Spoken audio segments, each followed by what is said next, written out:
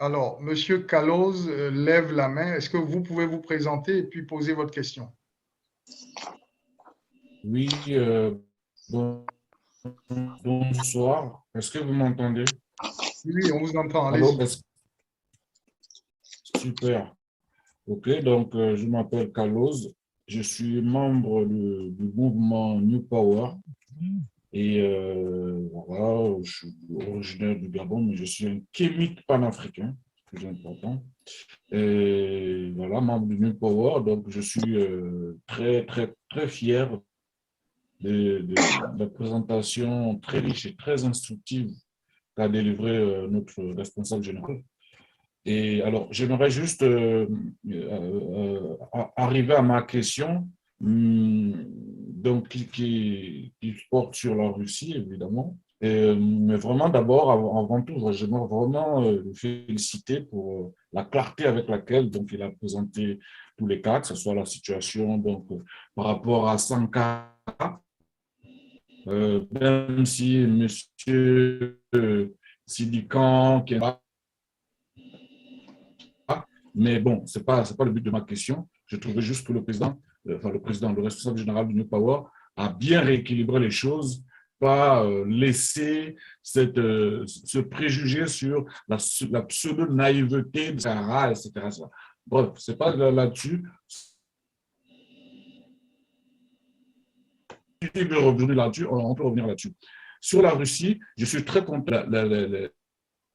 L'URSS n'est pas, c'est l'extrême gauche et la Russie, c'est l'extrême droite. Ça, c'est très important parce que beaucoup d'Africains ne se rendent pas compte de ça. Ils font un narratif continu. Ils disent, ouais, mais la Russie n'a jamais colonisé, ils ont aidé le Lumumba, donc la Russie, voilà, Poutine, comme si c'était un continuum, en fait, entre l'URSS et la Russie. C'est comme si on faisait entre le Front National de Marine Le Pen et les communistes, en fait, sous prétexte que c'est la France. Oui, mais la France est venue Monsieur Caloz, l'URSS, oui, mais ce n'est pas la même France. C'est OK, l'extrême gauche et l'extrême droite. Et on la a Russie, c'est compris, pareil. on a Oui, compris votre question. j'ai envie à ma question. Allez-y, allez-y, s'il vous plaît, rapidement.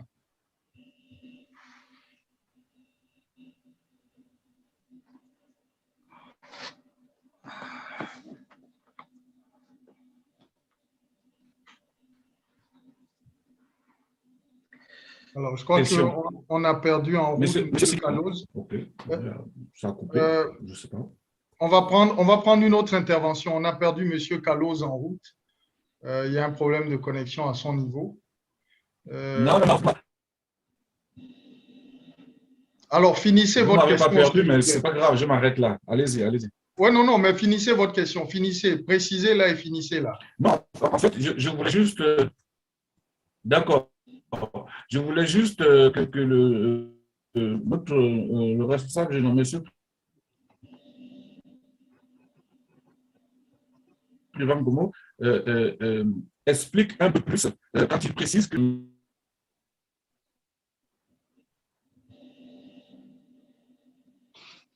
Est-ce que ça voudrait dire que justement le partenariat que les Africains signent avec la Russie nécessite justement qu'on soit vigilant sur tous les aspects que sont la Russie et qui se rendent compte qu'ils n'ont pas affaire à des et qui soient honnêtes pour signer de vrais partenariats avec nous et qu'ils ne nous considèrent pas comme des idiots comme les Occidentaux nous ont considérés pendant 600 ans. Voilà, j'aime le président, que le président Ngomo développe ce point-là. C'était ça juste ma question. Je termine sur la Russie. Il a laissé entendre que certaines élites africaines faisaient preuve d'un optimisme béat qui confinait à la naïveté.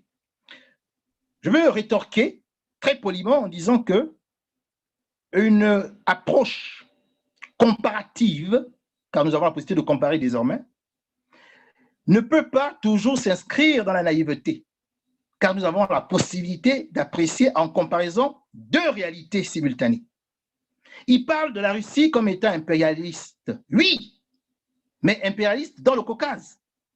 La Russie n'a jamais été esclavagiste. La Russie n'a jamais été colonialiste en Afrique. La Russie n'a jamais été néocolonialiste. Voici le passé de la Russie sur les 500 dernières années quand même. Pourtant, La Russie aurait pu avoir des ambitions pour s'installer en Afrique, comme la Grande-Bretagne, comme la France, comme le Portugal. Elle ne l'a pas fait. Donc, l'Afrique porte déjà ses souffrances. Donc, que les Caucasiens aient fait l'objet, ou les Tchétchènes aient fait l'objet de l'impérialisme russe, je le conçois aisément, c'est inscrit dans l'histoire.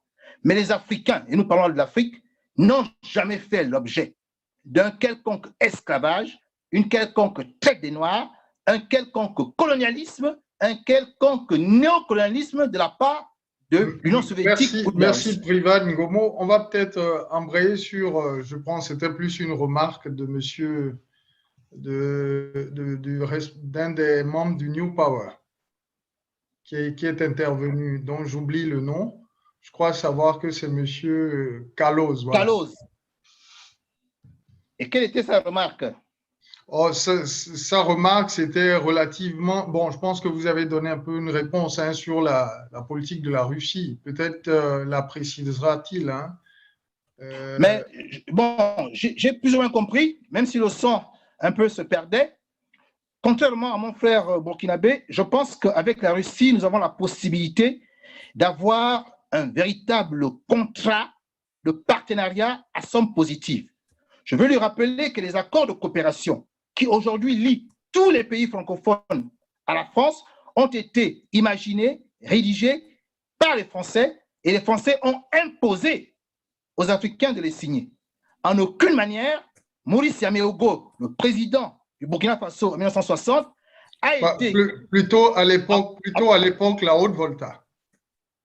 Oui, à l'époque, la Haute-Volta de Maurice Yaméogo, lors de l'indépendance. Jamais ce président et son équipe ne s'est retrouvé à Paris en round de discussion pour négocier avec la France. Jamais. Jamais le président Léon Mba et ses ministres ne s'est retrouvé à Paris. Jamais le président Houphouët-Boigny et ses ministres. Jamais. Aucun pays africain n'a eu une équipe qui est partie négocier les accords de coopération. Si vous me le permettez, on va prendre une seconde série de questions. Alors, ceux qui veulent poser des questions, Monsieur Privan Ngomo, avec votre permission, on va prendre une seconde série de questions.